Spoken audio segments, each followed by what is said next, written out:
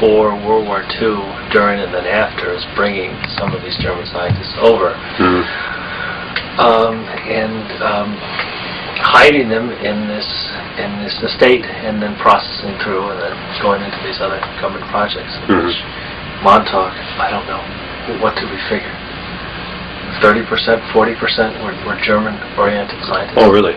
Very, very heavy in that investigation. Of course, then there's the rumor that it's a bit more of a rumor that the Germans did have their working time machine back just prior to the war, and it involved sonics and lights. They were stressing the electromagnetic field enough where it went from a potential form for doing work into a realized. And of course, everything is a potential, as the world can end tomorrow. Well, will it or will it not? The degree of it will or will not, and the potentiality, if there is enough information and can be directed and forced, then the potential becomes higher, and then it can do real work. So they had, it was you or Al have the information on that. Well, that's appeared in a number of these supermarket rags, this idea of the Nazi time machine. Yeah, but you guys had it independently of that. Well, we've had people tell us of it, but we don't know how credible the people are. There's no real solid source of it, but there's enough reports coming in from what we consider to be independent people to say that there probably is some base to this rumor. How complete and how functional their time device was, we really don't know. Yeah. There's also a question you asked earlier about the financing. And do you want to answer that, Preston? Yeah. Do you remember there was a train robbery in Europe right after World War II where they were bringing Nazi gold and treasures out on this train? There's been a few movies made about it. Yeah, right. Yeah. Where they blocked off this tunnel and then the train was robbed. That's been traced. This has been backed up. Going through to Paris, and then it went on a boat, and it went out to Long Island. The boat sunk off of Montauk Point, and what we believe happened is the people from Fort Hero or Montauk Navy Base went out with divers, recovered the gold and such, and the treasure was stashed in the underground at Montauk.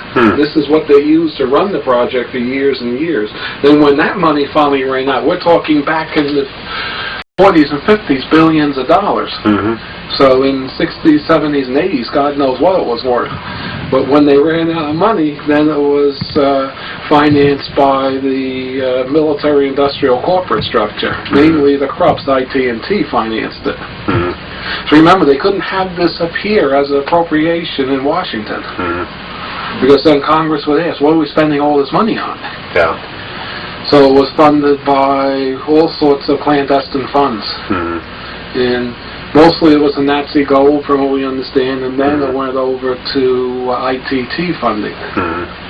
What other corporations and so forth have been involved in the project? RCA was involved. Rand? Sperry Rand was involved. Hazeltine, we believe, was involved. AIL was involved. No, Grumman didn't seem to be involved either. I was handed a list of corporations by one of the Senator Goldwater's aides, and today all those corporations are out of business or reorganized. With a new name. With a new name, new management.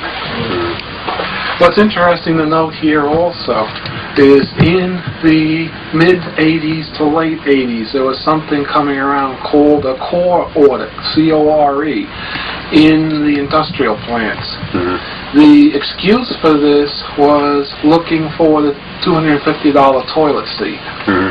In this audit, they would send bean counters into each plant. They would go to every person in the plant, including the janitor, the floor workers, the people working on production. What are you working on? What does this tell us? If you're looking for the $250 toilet seat, that's management. The guy building this chassis on the floor, he knows nothing of what is charged for it. The fact that they went to everybody and was asked what you're working on, we were told at AIO, do not they told us what project to say we were working on. You know, what they were telling us is, well, we take money from this project to get this project going.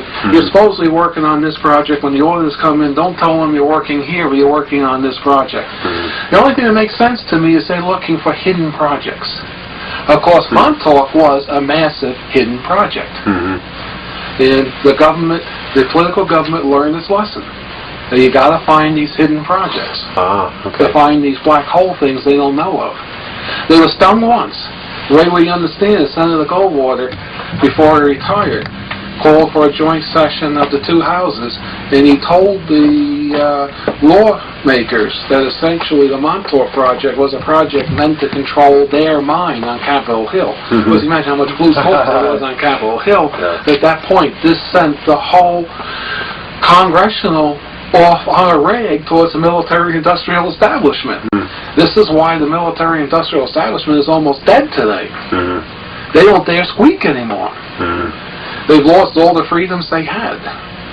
Up until the whistle was blown, the military-industrial establishment had almost carte blanche. Nobody questioned them. Now they're questioned so heavily. The companies are worried, they're upset. The companies are being hit with fine for this, that, and the other thing as they find this stuff, and slowly but surely they're all going out of business.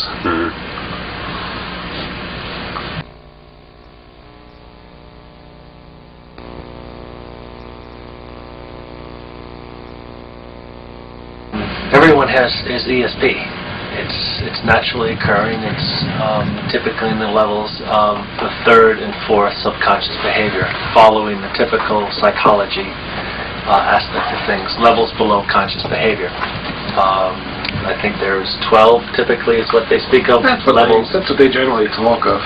There are actually more when you speak of the esoteric, but it's levels third and fourth subconscious. That's if it has not been monkeyed with. Everyone uses their ESP daily. It's incorporated. It's the reason the ESP is kept away from the conscious to the degree it is because a person's connection to these alternate parallel zones, there's vast amounts of information.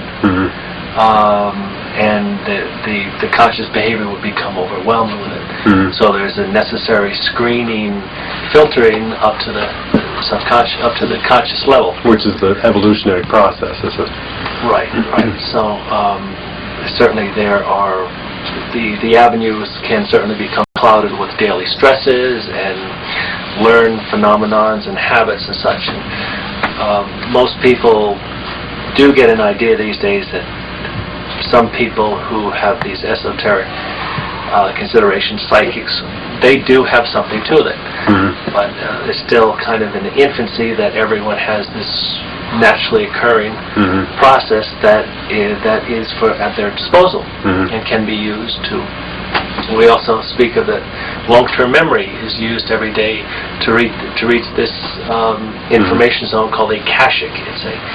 It's an esoteric holding zone of information, and then everyone uses it daily for the long term. Extension of the energy outside the body to the zone and acquire it. But that's certainly it's not standard stuff, and is basic. It's basic in metaphysics. It's nothing new, but needs to be presented in a way which is non-threatening to the person and is natural. It's part of living and growing in children. It's they have these very strange and unencumbered sense of barriers, and they go out and their energy leaves the body and they come out with these fantastic stories, yet they're hoo-hooed. So we all come out from children, and that's that unstructured, unbarriered sense of love and hate.